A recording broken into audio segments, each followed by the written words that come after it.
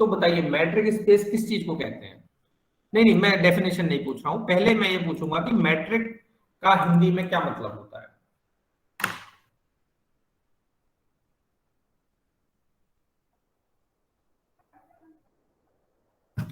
Matric माने क्या हिंदी में? आप भी हो। अरे वो मैट्रिक अलग है, वो शायद एम, वो अलग मैट्रिक है, उसकी स्पेलिंग अलग है। मैं यहाँ बात कर रहा हूँ METRIC, मैट्रिक।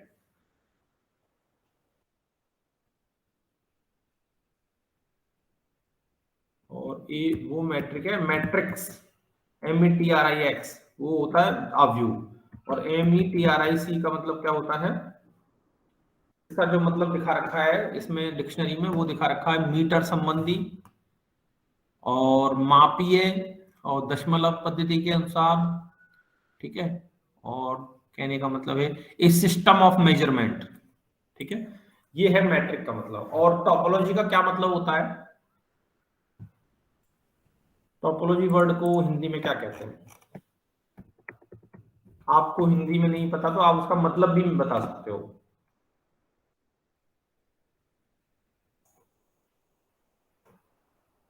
मतलब आप जब टोपोलॉजी सुनते हैं तो उससे आप क्या समझते हैं, एक लेमैन के पॉइंट ऑफ व्यू से हम यहाँ पे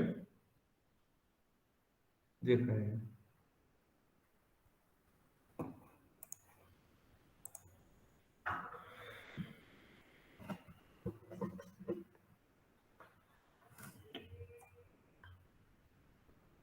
तो जो मैट्रिक है, मैट्रिक का मतलब हो गया दूरी नापने का जो है उसको मैट्रिक कहते हैं। और टोपोलॉजी का मतलब यहाँ पर दिखा रखा है डिक्शनरी में, टोपोलॉजी को कहते हैं सांस्थितिकी।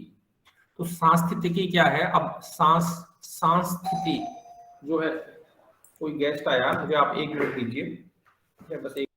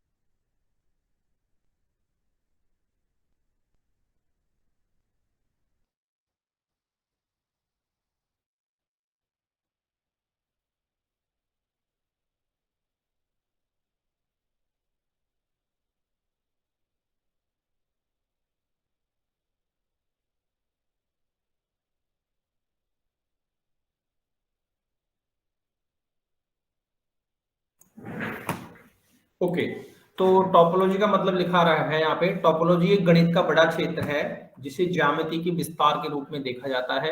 इसमें उन गुणों का अध्ययन किया जाता है जो वस्तुओं को सतत रूप से विकृत करने पर उनमें बन रहे हैं। उदाहरण के लिए किसी चीज को बिना फाड़े या साटे हुए तानने पर आने वाली आकृतियां। ओके, तो हम क्या कहना चाह रहे हैं यहाँ पे, हम ये ज्योमेट्री से आप क्या समझते हैं बताइए?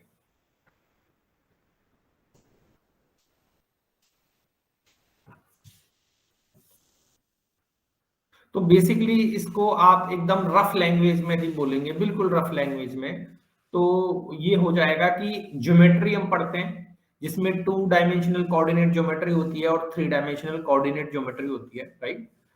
उस ज्योमेट्री, अब मैथमेटिक्स क्या करती है? मैथमेटिक्स का जो इवॉल्व है वो किससे हुआ है? वो जनरलाइजेशन से हुआ है। मतलब मैथमेटिक्स क्या करती है कि वो जनरलाइज करती है। जैसे कोई छोटी सी प्रॉब्लम आई, हमने डिफरेंशियल इक्वेशन बनाया और 1 ऑर्डर का बना लिया, ठीक है, हमने सॉल्व कर लिया, वो सॉल्व करने से आंसर आ गया। अब मैथमेटिशियन का काम क्या है कि वो सोचे कि अब 1 का कर लिया, अब 2 का कैसे करें। अब यहाँ जो 1 से 2 में जो वो सोचता है वो उसको रियल लाइफ से कनेक्ट नहीं करेगा, रियल लाइफ से वो बाद में कनेक्ट होगा। कोई भी प्रॉब्लम जो एक बार सॉल्व हो गई है उसको हम मैथमेटिशियन क्या करते हैं कि और जनरल करके देखते हैं, कि और व्यापक रूप में उसको देखो, और अलग अलग जो उसका जो जनरलाइजेशन है, उसका जो व्यापकीकरण है, वो केवल एक डायरेक्शन में नहीं होता है, वो मल्टीपल डायरेक्शंस में होता है। ठीक है, तो यहां पर जो डायरेक्शन है वो ये है कि अब आपने ज्योमेट्री, तो ज्योमेट्री में डिफाइन करोगे ना, आप ज्योमेट्री आप कहाँ डिफाइन करोगे, स्पेस में डिफाइन करोगे, आपको एक रूम चाहिए उसके लिए, राइट। हम जो ज्योमेट्री पढ़ते हैं वो एक रूम की ज्योमेट्री पढ़ते हैं कि एक कमरा है, कमरे का एक फर्श है, फर्श एक एक्सेस है, वर्टिकल एक्सेस है। ठीक है, तो वर्टिकल एक्सेस में को हम मान लेते हैं जेड है, जैसे साइड की एक साइड को एक्स मान लेते हैं, एक साइड को वाई मान लेते हैं। अब रूम के बीच में कोई मक्खी घूम रही है तो हम पता लगाएंगे कि उसका कोऑर्डिनेट क्या है, एक्स वाई जेड क्या है, और फिर वो टाइम के हिसाब से जैसे जैसे मूव कर रही है तो उसका मोशन क्या है। ये चीज हम लोग क्या करते हैं, ज्योमेट्री में पढ़ते हैं। ठीक है, अभी मैथमेटिक्स में क्या किया जाता है कि एक ज्योमेट्री डिफाइन की जाती है फॉर ईच सेट। तो ये एक इंपॉर्टेंट बात है कि यहाँ पर क्या हुआ, यहाँ पर हो गया कि हम लोगों ने जो ज्योमेट्री है वो आर्बिट्रेरी सेट में डिफाइन कर लिया। मान लो आर्बिट्रेरी सेट ले लिया, हमने ले लिया सेट 1 2 3 4 5, ये एक सेट ले लिया। अब इसमें भी एक ज्योमेट्री है, आप इसमें एक ज्योमेट्री डिफाइन कर सकते हो जो कि ज्योमेट्री की कुछ फंडामेंटल प्रॉपर्टीज को सेटिस्फाई करेगा। ठीक है, तो उसको हम कहते हैं टोपोलॉजी। टोपोलॉजी क्या करता है, किसी भी सेट में, किसी भी आर्बिट्रेरी सेट में एक ज्योमेट्री को डिफाइन किया जाता है और उसको हम कहते हैं टोपोलॉजी। ठीक है, और मैट्रिक स्पेस क्या करता है, मैट्रिक स्पेस उसका एक माइल्डर वर्जन है कि यदि हम किसी भी सेट में एक डिस्टेंस को डिफाइन करते हैं, ज्योमेट्री का एक पार्ट होता है डिस्टेंस, होता है कि नहीं होता है, कोई भी दो पॉइंट हम ले लेंगे 3 डायमेंशन में, तो आप उनके बीच का डिस्टेंस बता दोगे फटाक से, बता दोगे कि नहीं बता दोगे।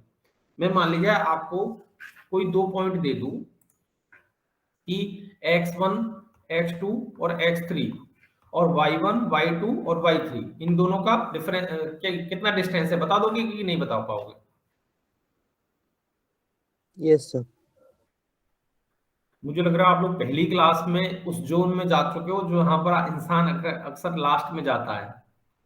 ठीक है, मोह माया से ऊपर वाली जोन, इसलिए रेस्पॉन्स पहली क्लास में इतना स्लो आ रहा है। ओके, एनीवे, तो हम लोग क्या करेंगे कि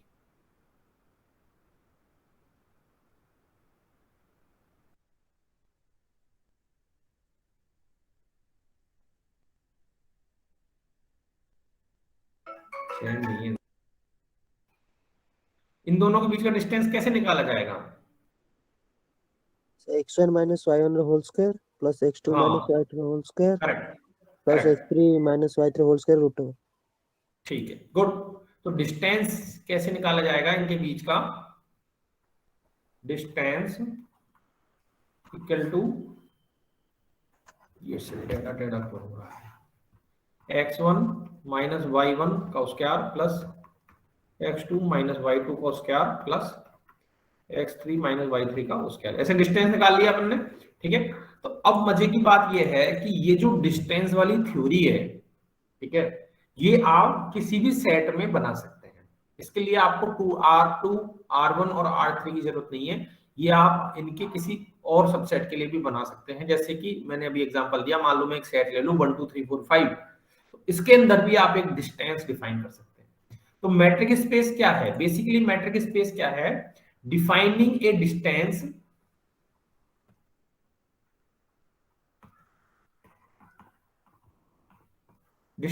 इन एनी सेट,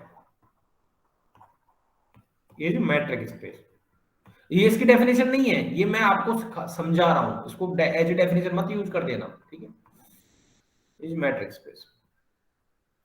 ठीक है, तो ये एक आपका हो गया कि हम लोग क्या करेंगे, अब किसी भी सेट में हम लोग क्या करेंगे कि एक मैट्रिक डिफाइन, हम एक मैट्रिक डिफाइन करते हैं, मैट्रिक को कहते हैं दूरी, डिस्टेंस। ठीक है, तो यदि आप किसी में, अब डिस्टेंस फंक्शन, जब आप डिस्टेंस आप बहुत अच्छी तरीके से परिचित हो कि आप यहाँ खड़े हो, मैं यहाँ खड़ा हूं, तो हमारे बीच की दूरी कितनी है, ये हमेशा किस प्रॉपर्टीज को सेटिस्फाई करता है, ये आप जानते हो क्या प्रॉपर्टीज को सेटिस्फाई करता है, बताओ क्या प्रॉपर्टी को सेटिस्फाई करता है। ऐसे ही जनरल, कभी भी मैं कोई भी क्वेश्चन पूछूं तो उसका एकदम जनरल आपको आंसर देना है कि जो हम समझते हैं वो एकदम रफ लैंग्वेज में, ठीक है, डेली लाइफ की लैंग्वेज में आप उस क्वेश्चन से जो भी समझ पा रहे हैं वही आपको जवाब देना है। बताइए, दूरी जो होती है, डिस्टेंस जो है, दो चीजें हमने खड़ी कर दी, आप यहाँ खड़े हो मैं वहां खड़ा हूं, ठीक है, तो इन दोनों के बीच की दूरी का क्या क्या प्रॉपर्टी है? सर ऑलवेज पॉजिटिव होता है। हाँ, दूरी हमेशा पॉजिटिव होती है, दूरी कभी भी नेगेटिव नहीं होती है, ठीक है, गुड। और जीरो तभी होगा जब आवाज कम आ रही है तुम्हारी, जो भी है दूसरा स्पीकर। जीरो तभी होगा जब दोनों मर्ज हो जाएगा। हाँ, तो दूरी जो है, दो चीजों की दूरी तभी जीरो हो सकती है जब दोनों एक ही पॉइंट पर खड़े हो, दोनों पॉइंट एक ही पॉइंट हो तो ही उनके बीच की दूरी होगी, नहीं तो वो हमेशा पॉजिटिव होगी। मतलब डिफरेंट पॉइंट है तो हमेशा दूरी उनके बीच में एक होनी चाहिए, ठीक है। और अब हम यहाँ पे जो डिस्कस कर रहे हैं ना, ये मत भूलो कि हम यहाँ डेली लाइफ की दूरी की बात कर रहे हैं। अभी हम स्पेस पे गए नहीं है, अभी हम मैथमेटिक्स में आए नहीं है, अभी हम ऐसे ही बात कर रहे हैं नॉर्मल, कि जो दो आदमी की दूरी है, दो आदमी खड़े हुए, वो क्या क्या चीज को सेटिस्फाई करनी चाहिए। दूसरा क्या है,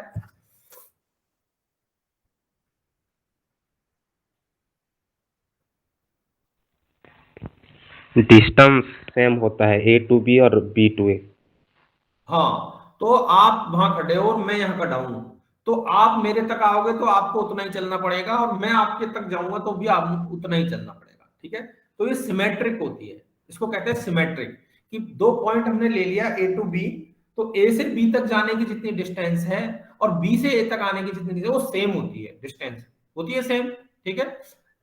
मतलब हम यहाँ पर दूसरे कॉस्ट की बात नहीं कर रहे हैं, है ना। एक आदमी पहाड़ पे ऊपर है, एक आदमी नीचे है, तो नीचे से ऊपर जाएंगे तो हो सकता है ज्यादा मेहनत लगे, ऊपर से नीचे आने में कम मेहनत लगे, तो एक कॉस्ट हो गई, वो हम बात नहीं कर रहे, हम डिस्टेंस की बात कर रहे हैं केवल। तो डिस्टेंस हमेशा सेम होती है, करेक्ट। और दूसरा क्या है, और तीसरा आता है ट्राइंगल प्रॉपर्टी। ट्राइंगल प्रॉपर्टी क्या होती है वो आप जानते हैं, कि हम तीन पॉइंट है और तीनों पर तीन आदमी खड़े हैं, तो कोई भी दो एंगल, कोई भी दो साइड्स का यदि हम सम करेंगे तो वो हमेशा तीसरे साइड से ज्यादा होगा, ठीक है। तो ये तीन प्रॉपर्टी हम जो है बेसिक मान लेते हैं कि दूरी की ये तीन प्रॉपर्टी होती है रियल लाइफ में। अब यदि ये तीन प्रॉपर्टी हम सेट में डिफाइन कर दें तो हम एक मैट्रिक स्पेस बना सकते हैं, ठीक है। तो चलिए अब हम लिखते हैं मैट्रिक स्पेस।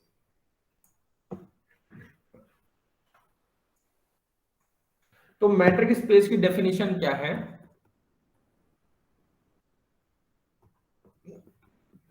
आपने पढ़ रखा matric space?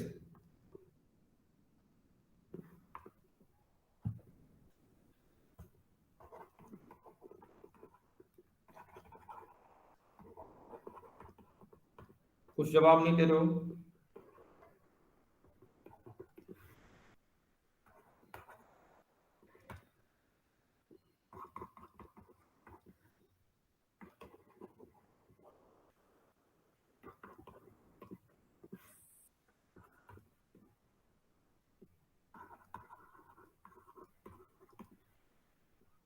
And d is a matric.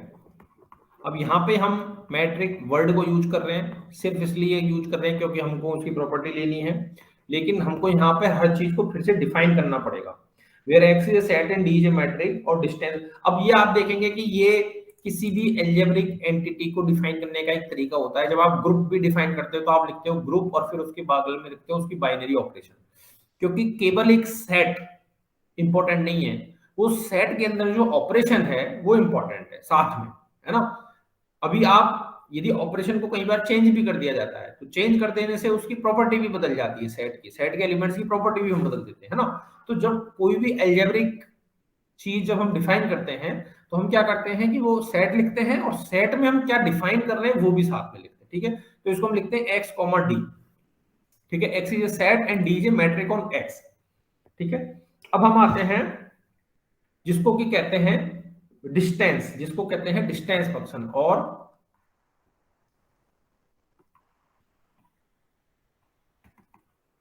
Distance function on x. मतलब क्या हो गया कि एक्स के एलिमेंट्स के बीच में डिस्टेंस फंक्शन है, तो डिस्टेंस कैसे निकालते हैं, दो एलिमेंट के बीच में निकालते हैं, ठीक है। तो it is defined on a function that is, अब डी क्या है, that is a function defined on x into x, ये क्या बन गया, x into x, that is defined on x to x into x. तो d एक फंक्शन हो गया x इंटू एक्स से किसमें हो गया, रियल नंबर में हो गया, इससे क्या हो गया, रियल नंबर। अच्छा ये बताओ कि जो डिस्टेंस है वो इरेशनल हो सकती है, सोच के बताना मुझे।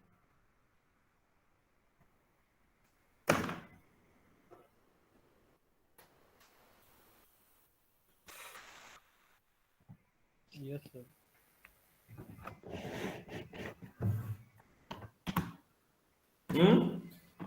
यस सर, हो सकता। अच्छा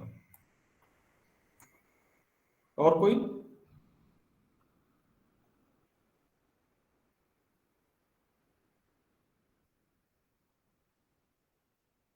यस सर, हो यस सर, सकता हो है। सकता है। ठीक है, गुड। तो डिफरेंस जो है वो रैशनल भी हो सकती है, रैशनल भी हो सकती है, लेकिन हम यहाँ पर जो है सिर्फ इसको सबसे पहले एक फंक्शन डिफाइन कर रहे हैं जो कि x इंटू एक्स से r में हो, सच दैट, है ना, सच दैट। अब यहाँ पर एक छोटा सा हम क्लॉज ले लेते हैं कि x y और z इस तरह के मान लो कुछ कुछ पॉइंट्स हैं, x y और z वो कि कैपिटल X में बिलोंग करते हैं। अब यहाँ पर मैट्रिक की फर्स्ट प्रॉपर्टी है कि D इज ए रियल, ठीक है। चलिए इसको हम जो है इसको हम और सिंपलर वे में करें। अच्छा इसको चार प्रॉपर्टी में इसको डिवाइड किया हुआ है, तो हम लोग भी, हमारे लिए भी कन्वीनियंट रहेगा यदि हम सेम पैटर्न रखेंगे। D is a real valued, तो ये तो रियल वैल्यूड तो ऊपर दे दिया हमने, ठीक है। फाइनाइट, फाइनाइट तो जब हम आर में डिफाइन कर रहे हैं तो भी फाइनाइट, उससे भी फाइनाइट आ गया क्योंकि इनफाइनाइट आर का पार्ट नहीं है, ठीक है। एंड नॉन निगेटिव, तो यहां पे हमको ध्यान रखना है कि ये नॉन निगेटिव है, मतलब पॉजिटिव है या जीरो है, ठीक है। अब जीरो कब है ये हमें पता होता है, ठीक है। तो डी जो है वो एक्स और वाई के बीच की डिस्टेंस जीरो तभी हो सकती है इफ एंड ओनली इफ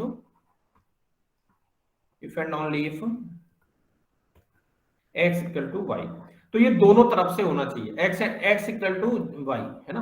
अब ये दोनों तरफ से होनी चाहिए, यदि जीरो है तो वो दोनों सेम पॉइंटेड, तो दोनों सेम पॉइंट है तो जीरो। अब हम ये कॉमन सेंस से रिलेट कर सकते हैं कि ये डिस्टेंस जो होती है रियल लाइफ वाला डिस्टेंस, उसमें ये प्रॉपर्टी होती है वास्तव में, ठीक है। दूसरा हम लिखते हैं कि d x y equal to d y x, ठीक है, दोनों की डिस्टेंस समान होती है आपस में।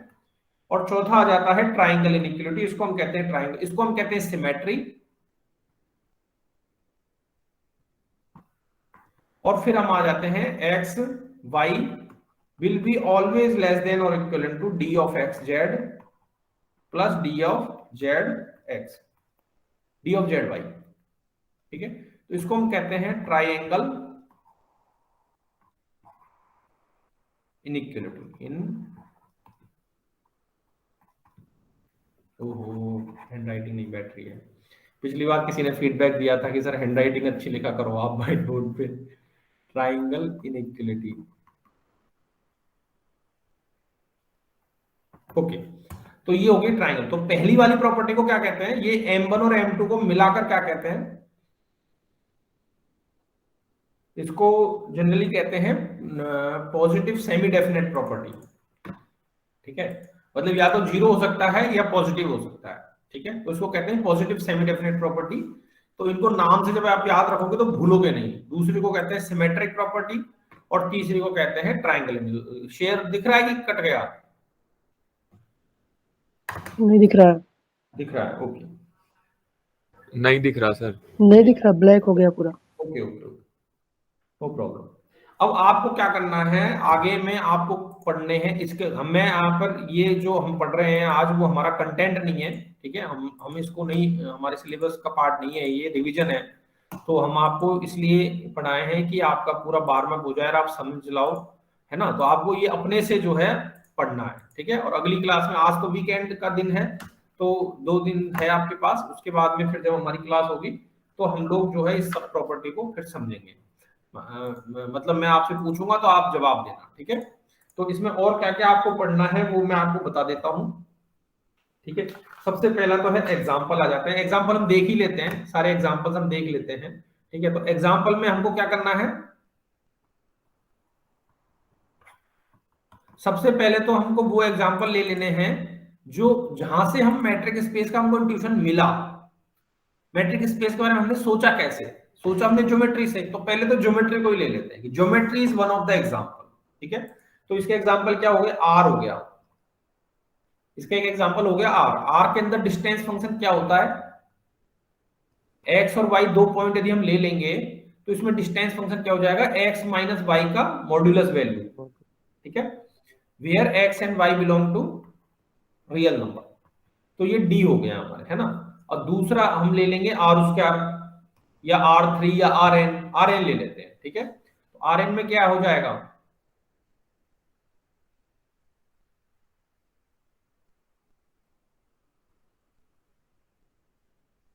आर एन में डिस्टेंस को इन जनरल वे में कैसे डिफाइन करते हैं, आर एन में डिफाइन करना देखना पड़ेगा, डायरेक्ट इसका कोई एक्सप्रेशन नहीं है, इसके लिए आपको पूरा लिख के बताना पड़ेगा कि हम क्या किस चीज की बात कर रहे हैं। ठीक है, तो आर एन ले लेते हैं सीधा ही। आर एन में हमने मान लिया कि लेट एक्स इक्वल टू